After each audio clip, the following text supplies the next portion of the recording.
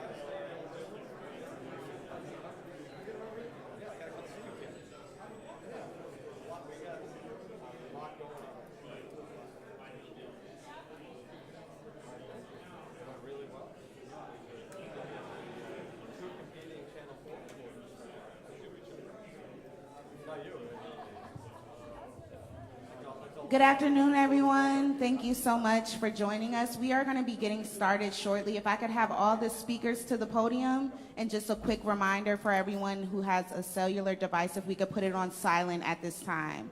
If you have a cell phone, please put it on silent, and we will be getting started shortly. Thank you.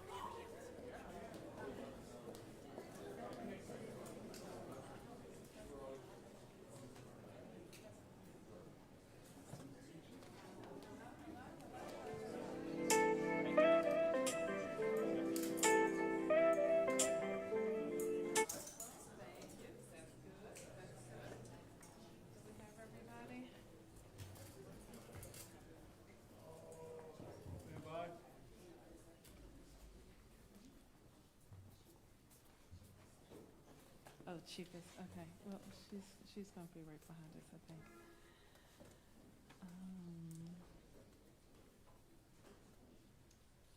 Stand by. Go.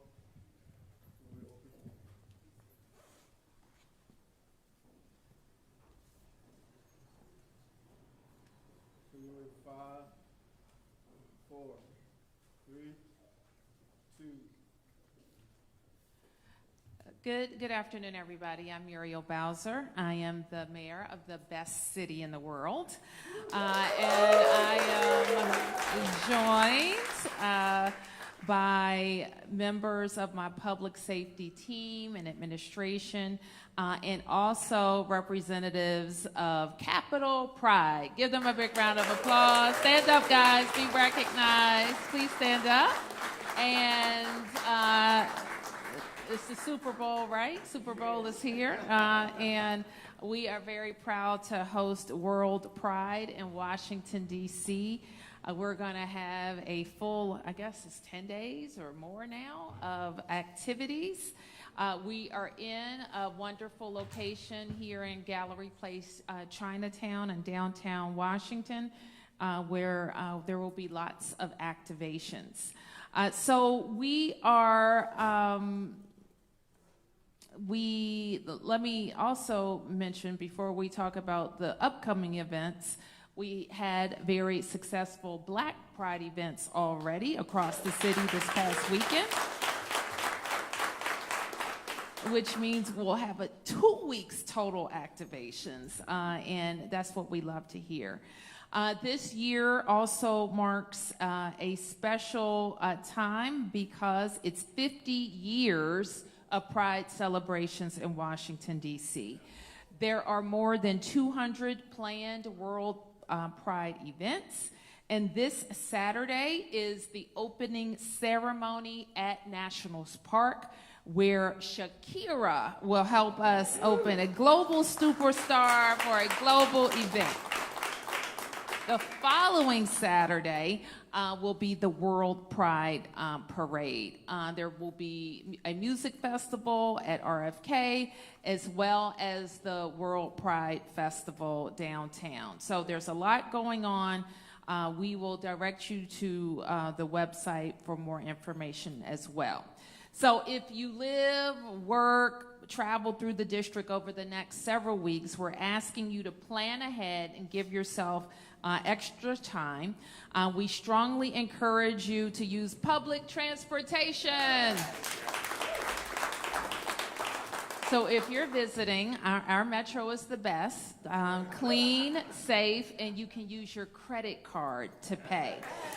So we want to give the entire team at Metro, you're going to hear from General Manager Clark in just a second, but I'm old enough to remember when that promise was made, and I am very, very happy for Metro, but more importantly for our riding public, that the mystery about how to pay is over.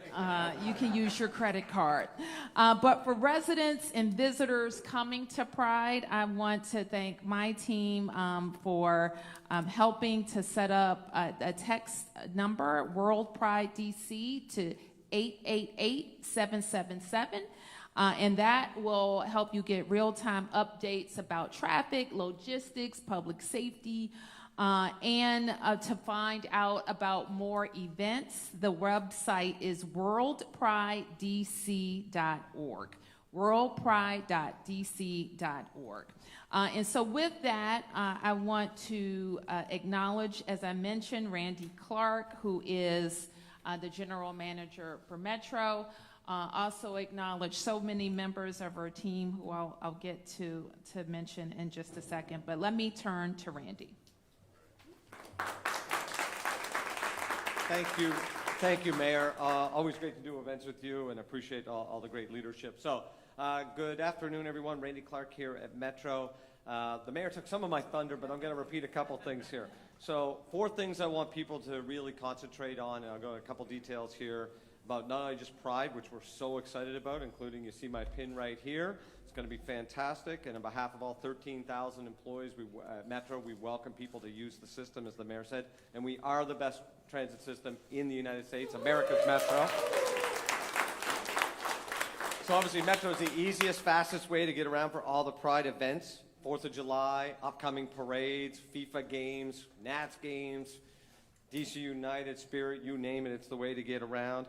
We're going to have increased service specifically for WorldPride weekend, the big weekend of June 6th and 8th. I'll talk about that in a second. As the mayor said, we got a great new way to be frictionless in the system. Credit or debit card, tap, ride, go. Don't worry about the big fridge vending machine. Just tap, go about your day. We're trying to make it easy for you to get around. We also launched a new app last week called Metro Pulse. It's fantastic, real-time tracking information plus full integration to all Metro services. Really highly recommend it. It's on Google and on Apple to download, and we're encouraging people to do that. On the service specifically, I want to highlight a couple things. The weekend of June 6th and 8th, we are staying open later and opening early for that weekend. So we're staying open till 2 a.m. on Friday and Saturday. Now, I have already had people say, can we stay open till 4? And I had one person say, my party doesn't start till 1. And I said, the rest of us go to sleep, though, at 10. But so we're staying up until 2 Friday and Saturday, opening at 6 a.m. Saturday and Sunday. The other thing we're doing is we're running the yellow line all the way to Greenbelt that weekend.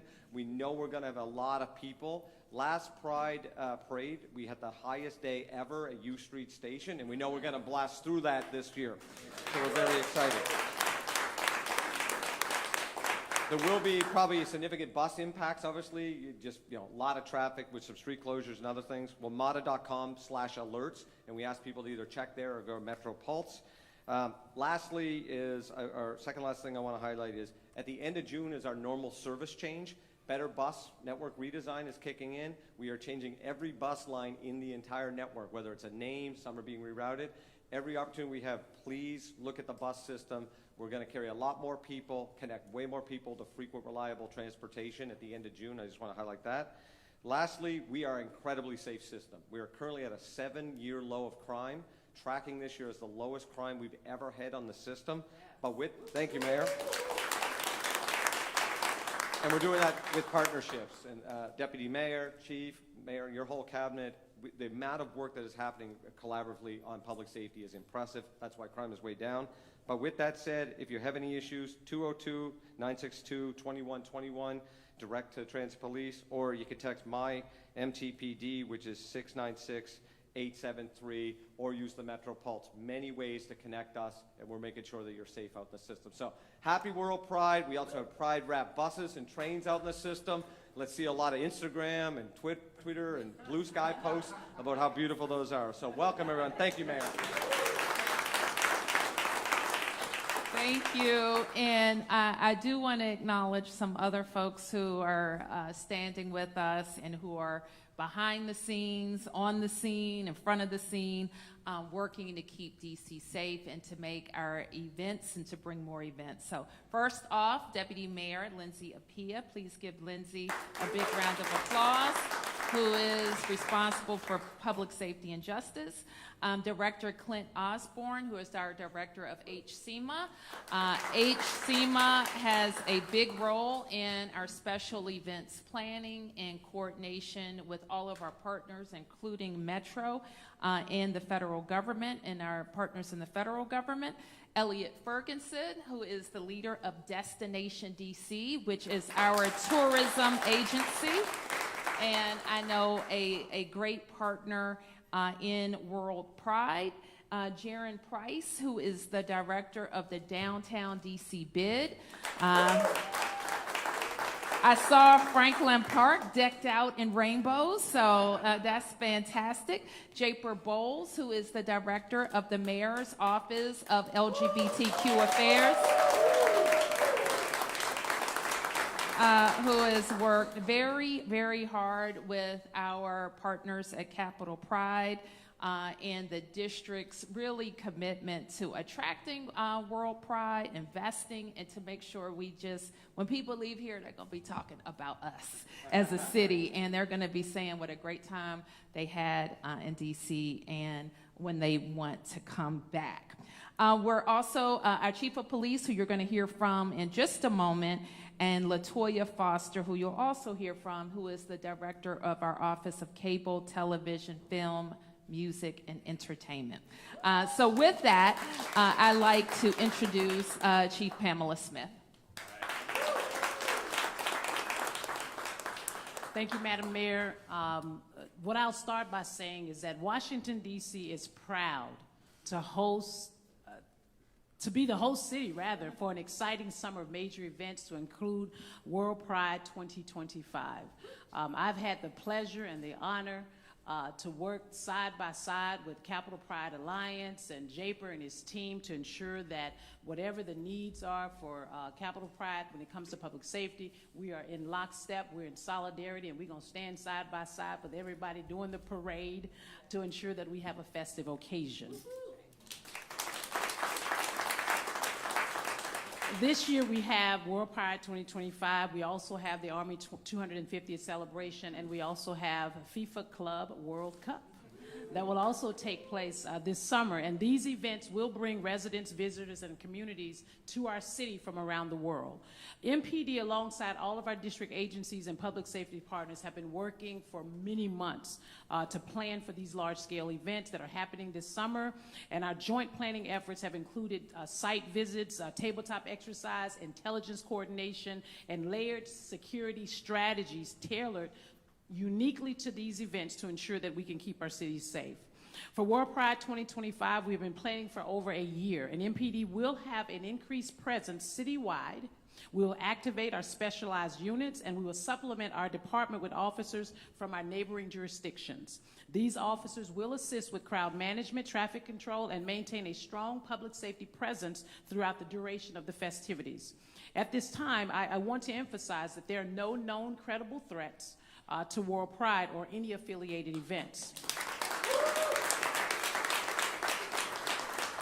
That being said, we've had many prides here in the city, but that being said, we always want to remain vigilant, and we always want to be ready. And as always, we will continue to evaluate any intelligence, and we will adjust our posture accordingly if necessary.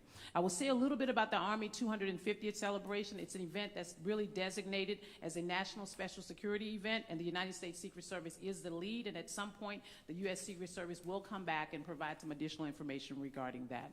We know DC is no stranger to high-profile gatherings, and we have a proven track record of hosting them safely and successfully, and this year will be no different. But we all know that public safety is a shared responsibility. And although today we have a 20% reduction in violent crime across this city in comparison to the same time last year, a 38% reduction in carjackings, a 22% reduction in robberies, along with a 20% reduction in assault with dangerous weapons. But with those decreases, we realize we still have more work to do to continue to drive down crime in our city. And for our summer crime initiative, you will see an increased police presence in our high crime areas across the city. You will also see an increased police presence in our neighborhoods and business corridors. We will also have joint operation crime suppression initiatives and teams that will go on throughout the summer. And you will also see high visibility patrol efforts starting this weekend until the end of August. What I also want to do is give a shout out to DOES Director Unique Morris-Hughes. I collaborated with her last year on things that we can do for our young people, and I am proud to say that this year, our police department will be supporting our summer youth employment program. We will have DC youth assigned to our community outreach program. We will have 30 positions for our junior police academy, and another 20 positions for our STAR summer camp programs. So when we say we love our young people, we want our young people to thrive, and I think the best way that we can show our young people how to show up and show up strong in our city is to align themselves with our police department and help us get the message on how to stay safe. And more importantly for me, because I want to make sure our young people know that we are a bridge. Just like our Cadet Corps program and many programs across this city, we are a bridge to making sure our young people will be successful here in the District of Columbia. But we need everybody attending these events, so please stay alert. I will say this to you, and I'll close by saying this. If you see something, say something. We ask that you plan ahead. I can appreciate General Manager Clark, who has been very excited about the changes with Metro Transit. I might mess around and ride Metro Transit myself this weekend instead of walking all across the city. Tap and go, tap and go. You heard him. And I keep a credit card in my pocket. We're tapping and going. But real-time updates on road closures and safety advisory will be available on MPD social media and on our website. I also want to take a moment.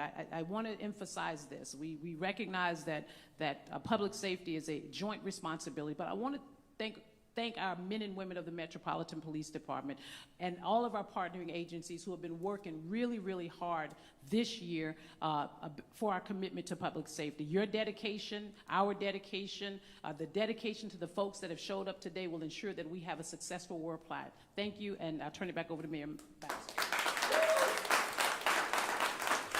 And so I want to finally invite Clint Osborne, and followed by LaToya Foster.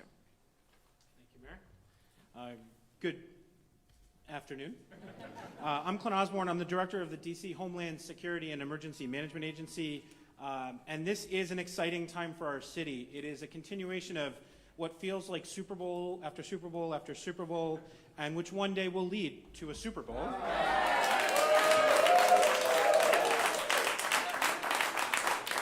But for the community that's celebrating this week in the District of Celebrations, this is your moment, and we at HCM are proud to support the efforts that ensure that all of our residents and visitors feel safe and welcome throughout this festival of activity. As the district's lead emergency management agency, HCM has been working closely with our local, regional, and federal partners to coordinate public safety planning for WorldPride. We've been hosting daily coordination calls since the 17th of this month to ensure seamless communication and situational awareness among all of our participating agencies and stakeholders. The mayor talked about 200 sanctioned events, but we know that there are almost 350 affiliated, attached, and spiritually connected events going on during this festival. And we know that when we work together, everybody has a better outcome. These calls that we've been doing align our operational priorities. We're reviewing, as the chief said, intelligence updates, and we're finalizing logistics related to public safety, transportation, and emergency response. And I would like to thank the WorldPride Organizing Committee for just joining in and being part of our family of public safety. They've been great partners throughout this event. In the months leading up to WorldPride, HCM has conducted a number of exercises for district agencies and our key partners to test and strengthen our operational plans. These tabletop and functional drills brought together agencies across all of our sectors, from law enforcement, fire, EMS, transportation, health, human services, and more, and included throughout this entire run, have included the event organizers because they're providing a lot of services directly to the folks attending this festival. We've been walking through real-world scenarios, and this proactive planning has helped us stay nimble, collaborative, and ready to address any situation that arises. And indeed, daily, we make adjustments to the city's operating posture to ensure that each of the events gets the support that it needs. We're committed to keeping the public informed throughout the duration of WorldPride. HCMA has set up the Alert DC and Nixle text messaging services that the mayor talked about to provide timely and accurate updates on traffic disruptions, safety reminders, and emergency notifications. And as always, this is a layered approach to communicating with the public. So if you're already following MPD traffic, you'll see we'll be repeating that information and getting the information out. All of our sources, we're trying to get out as much as we can. So as the mayor shared, we encourage everyone, whether you're a resident, visitor, or business owner, to sign up for alerts by texting WorldPride DC to 888-777. Again, that's WorldPride DC to 888-777. And to sign up for Alert DC, you can go to alert.dc.gov. On behalf of the men and women of HCMA who will be working overtime and continue to work overtime for this event, I want to welcome the community and enjoy a safe and joyous festival in the District of Celebrations. And I'll now turn it over to Director Foster from OCTFME.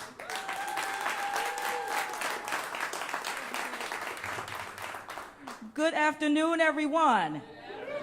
All right. Thank you, Mayor Bowser, as always, for your leadership, for your vision, and all that you do to make the district the best city in the world. Can we give our mayor another round of applause for all that she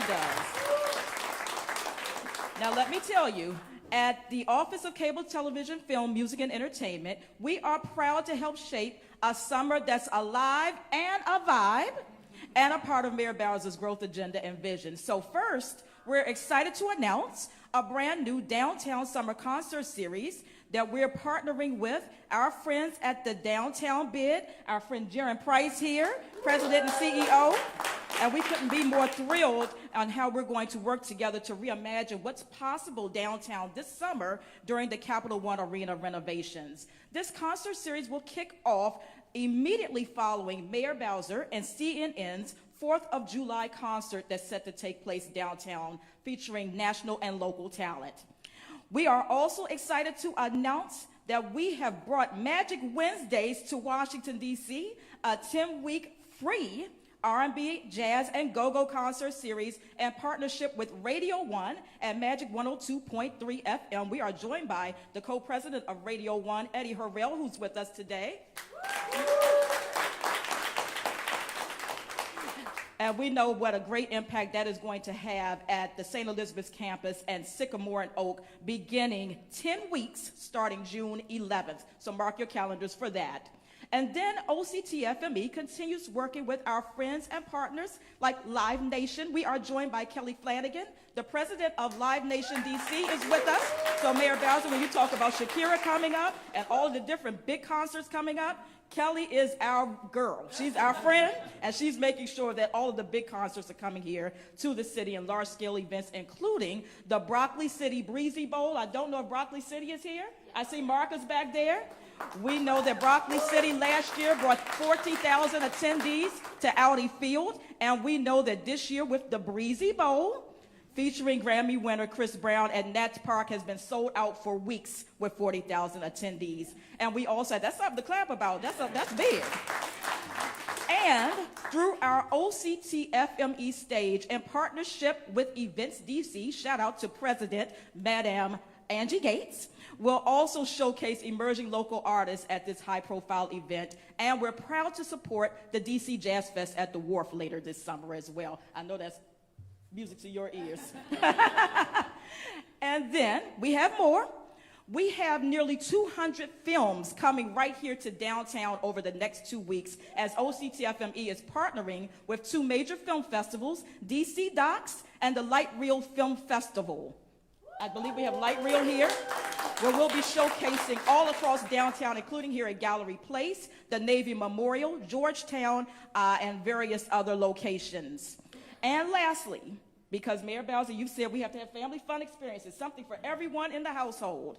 We are happy to partner with Punt Across America at the Wharf, which is a family fun experience and an immersive 18-hole mini golf experience inspired by iconic American landmarks, offering community days for everyone to enjoy. So we're very happy about that partnership as well. And Mayor, in your words, we know that sports and entertainment is not just fun and games, it's dollars and cents.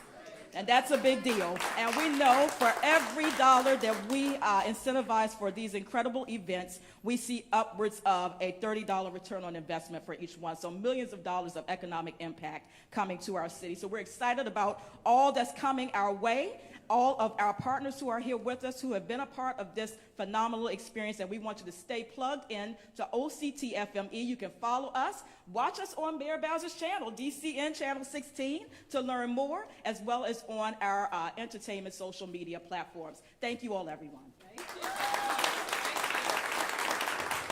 Please give a hand to LaToya Foster. And she's never been on the radio. She's never been on the radio. I know I said last two. This time I mean last two. I'm going to ask Elliot Ferguson just to say a bit more about the partnership with WorldPride, and then I'm going to ask Japer. Well, good afternoon, everyone. Thank you, Madam Mayor. So, the question is, what's the difference between Washingtonians and the DMV attending an event and the world coming to our city? That's what Destination DC has been doing for the last few years, promoting WorldPride, promoting Capital Pride's 50th anniversary, and the opportunity to host the world. Sometimes when we do what we do, people ask, can we handle the crowds? Do we have the infrastructure? Do we have the hotels, the restaurants? I don't need to tell you all that we have all of those things. And as an organization, and you're in a footprint, you're in a space now that actually will partner with and be the welcome center for those coming to Washington, D.C. So, yes. So the fun thing for me is to see something like this actually come to fruition. And we've been working hard with so many different people, including the mayor and her team, to promote Washington, D.C. So we want folks to come, have a safe time in Washington, be able to ride transportation, stay in our hotels, and enjoy all of these events. But I think the key thing as well is the advocacy component of WorldPride, which is extremely important. The sports component. Yes, we want people to come and have fun and have a great time, but we want them to learn and remain engaged.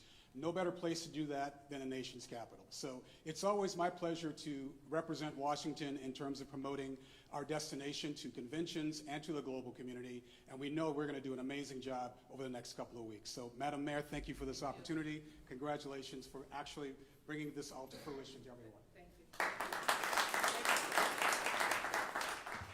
Well, I've been waiting to say this for a long time. Happy World Pride!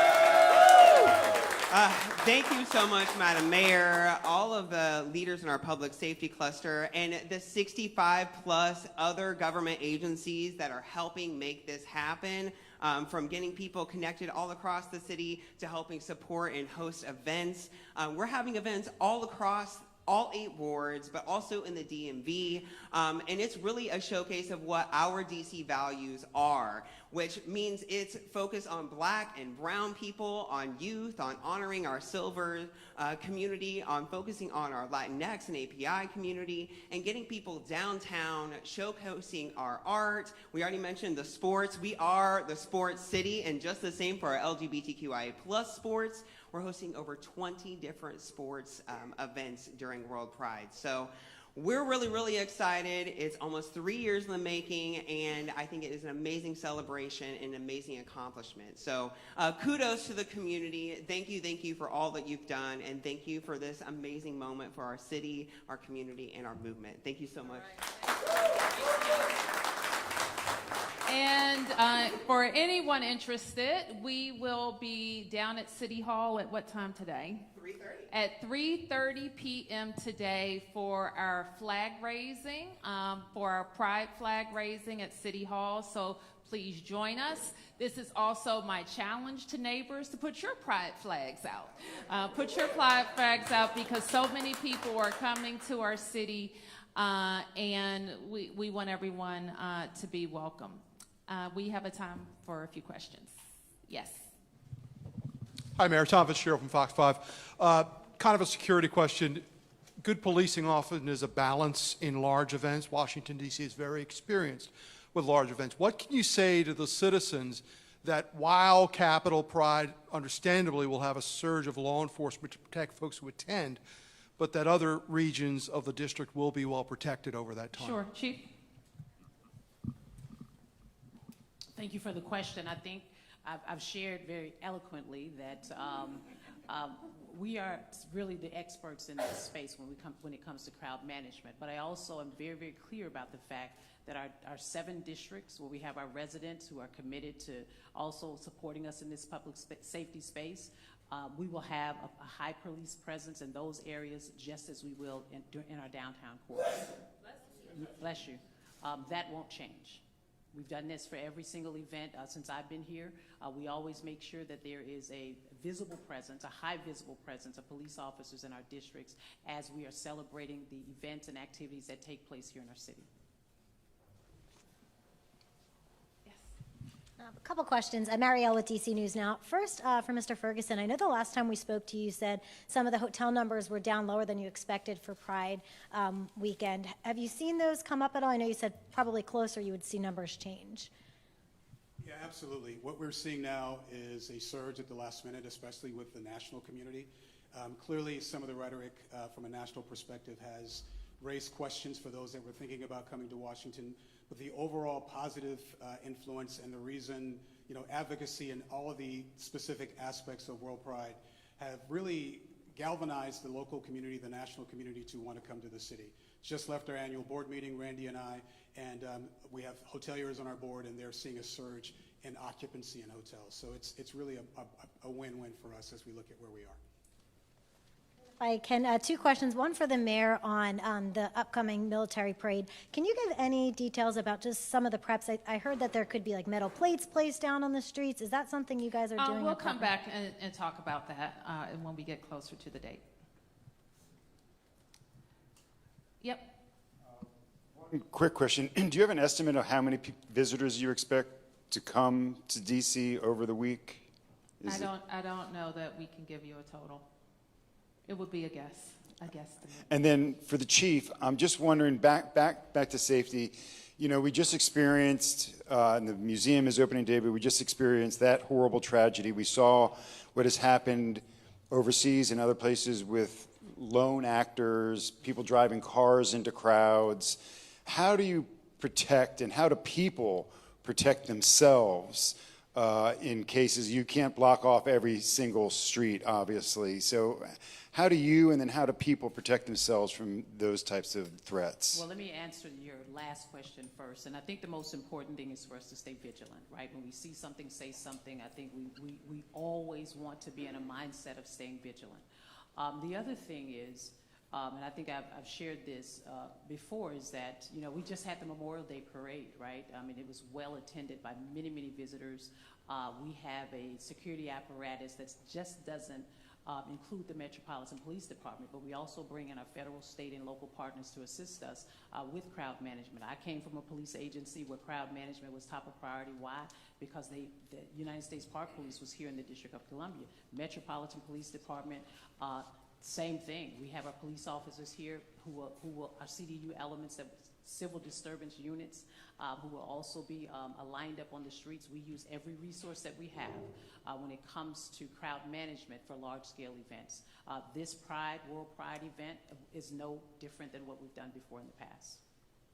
Just any advice for individuals, for groups of people, how they, other than see something, say something? Stay vigilant. I mean, I don't know what else that I could say. I mean, if I'm with groups of individuals, of family, friends, and things like that, and I'm out, if I see something, I will certainly say something. I will also say, you know, we have been watching what's been happening across the world when it comes to large crowds and gatherings with vehicle rammings. As you know, we work very well with DDOT. We have trucks and vehicles that are in places and spaces across our city to ensure that we don't have any type of individuals who choose to want to cause harm to our city, or to our visitors, rather, to create a catastrophe.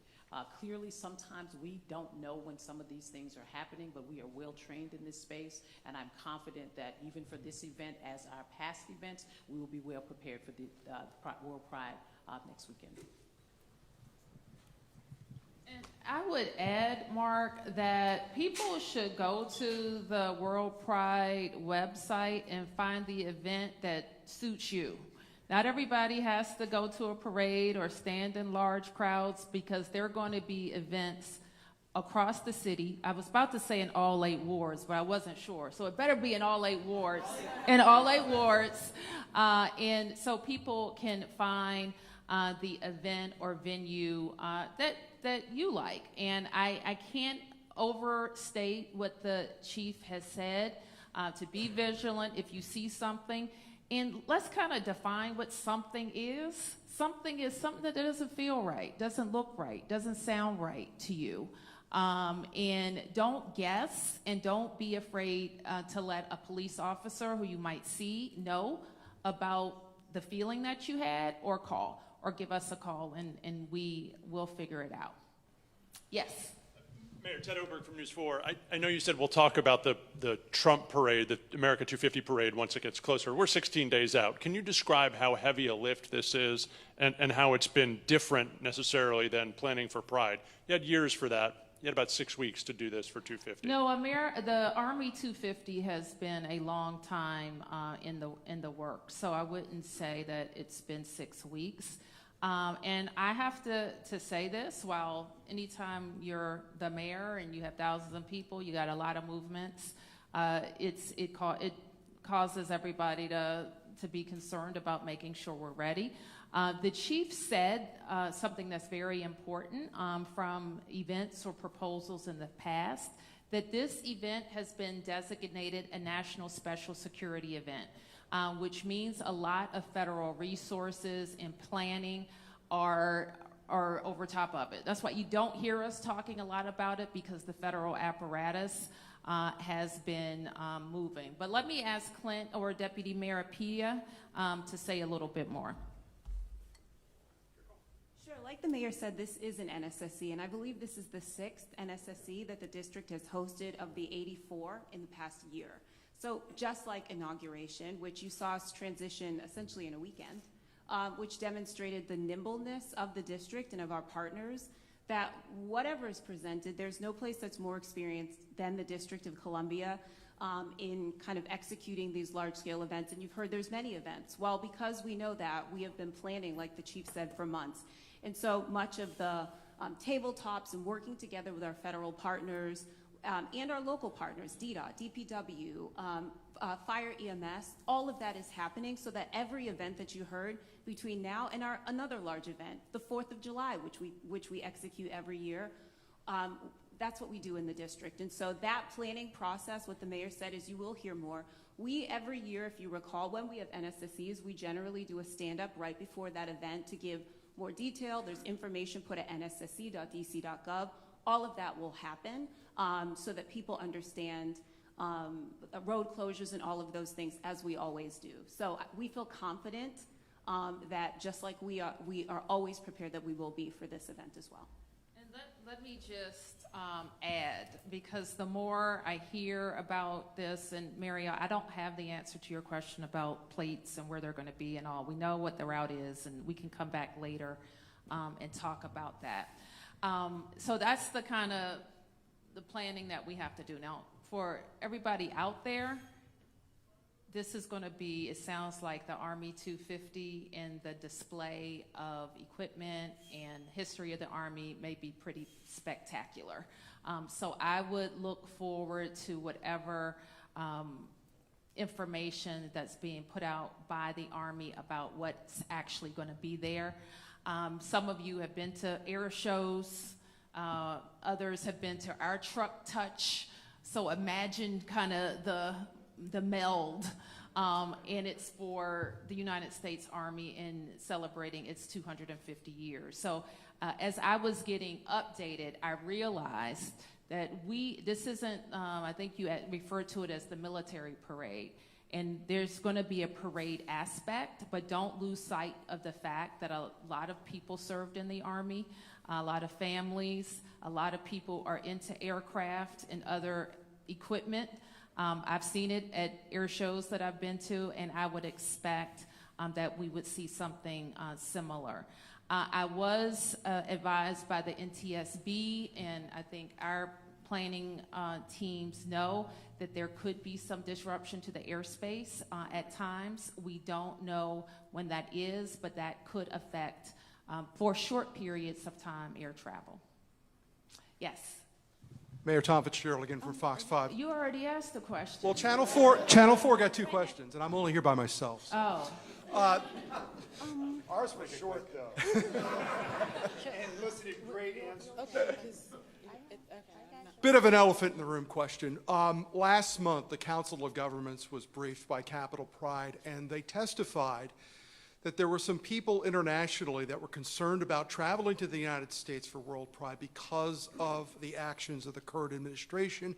They had testified that some sponsors had pulled out, and they were even promoting a program where people could participate virtually by not coming to the nation's capital. What would you say to someone internationally about whether they should be concerned about coming to the United States for this? Well, listen, I think Elliot addressed this issue already, and over the last several years, we've seen ebbs and flows of international travel to America. And that's been visa issues, and that's been hate speech, that's been, make Canada the 51st state. Like, they don't like that. We want to be the 51st state.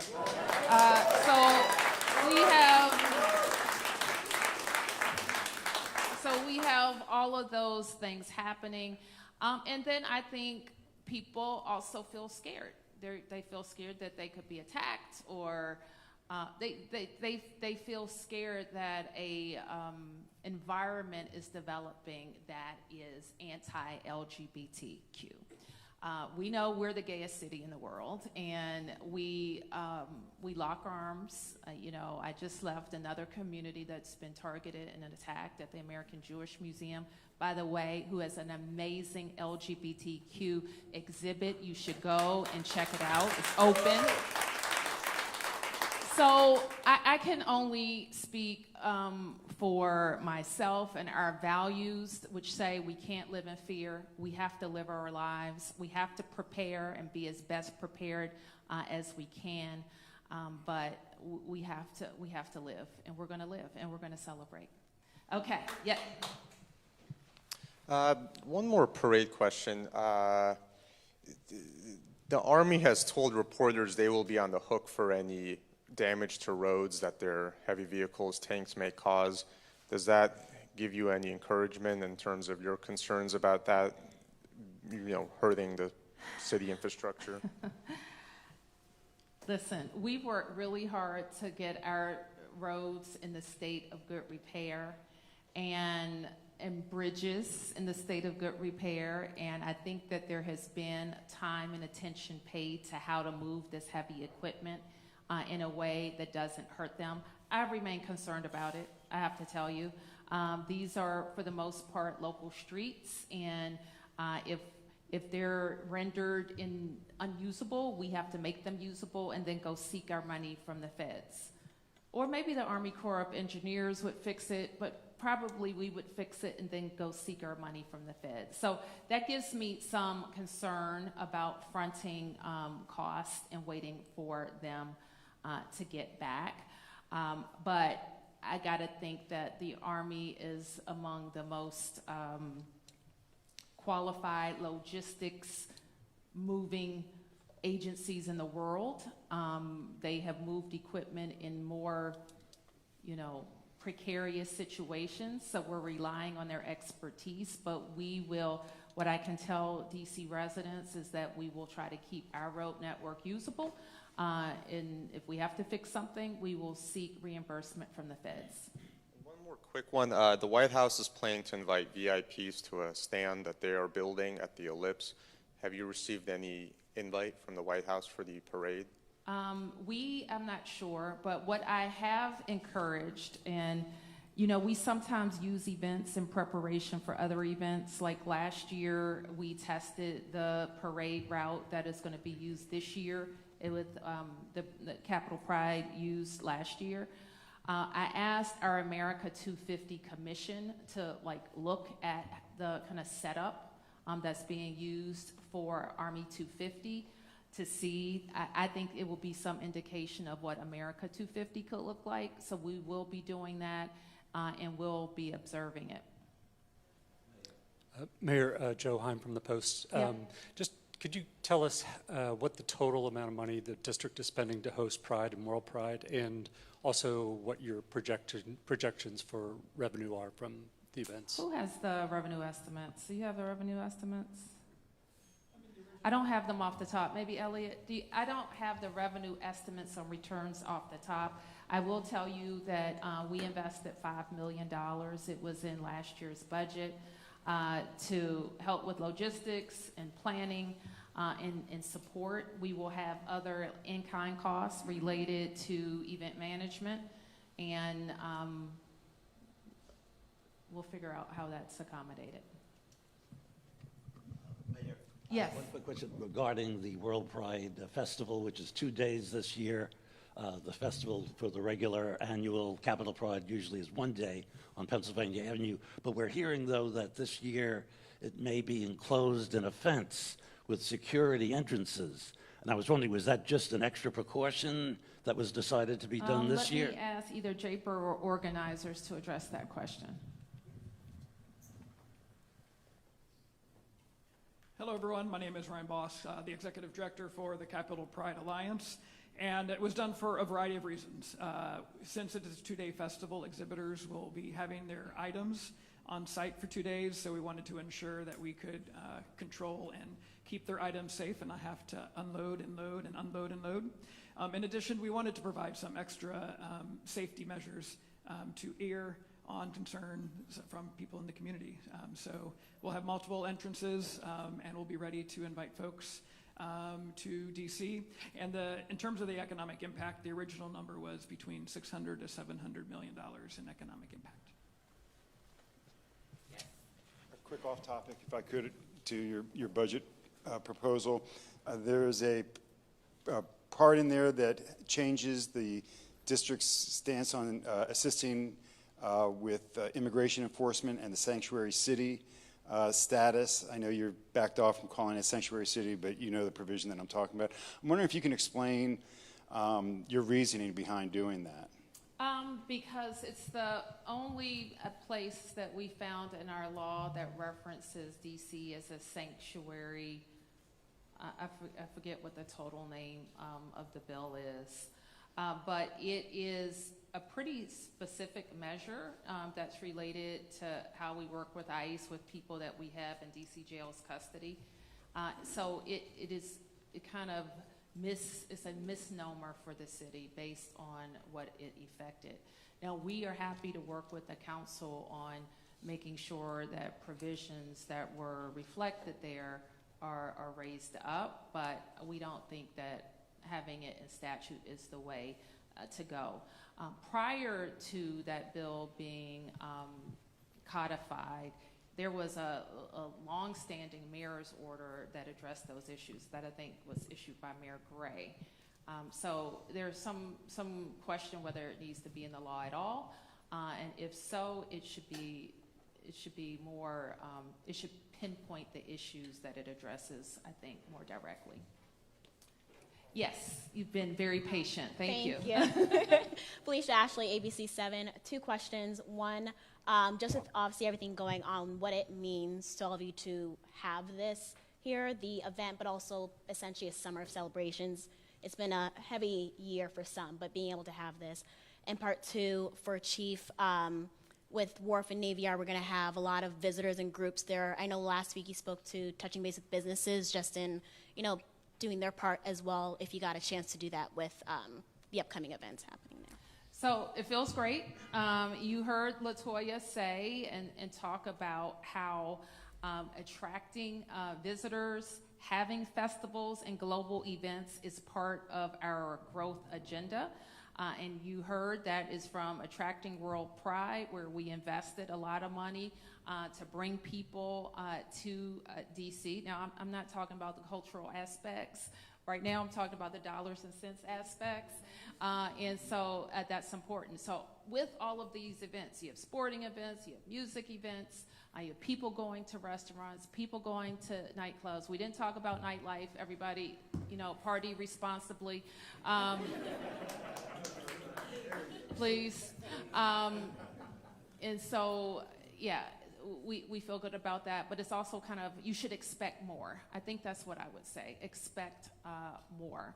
And I think, we've talked, and I tried to convey this in talking about the Army 250 because everybody's a little trepidatious about it, but hey, I think we're gonna have a lot of visitors to DC that are looking at the history of the Army and the equipment that they're going to bring. So those are things that we still want to highlight. As it relates to the wharf, I'll just respond that we continue, and I'll ask the Chief to say that we continue to work with the wharf about restricting young people at certain hours who are not accompanied by an adult or who are not at an event. The Deputy Mayor and I will work with the council on an emergency measure moving forward that would address other youth curfew activities. I don't have anything to report on that right now. Okay, thank you everybody. Happy Pride.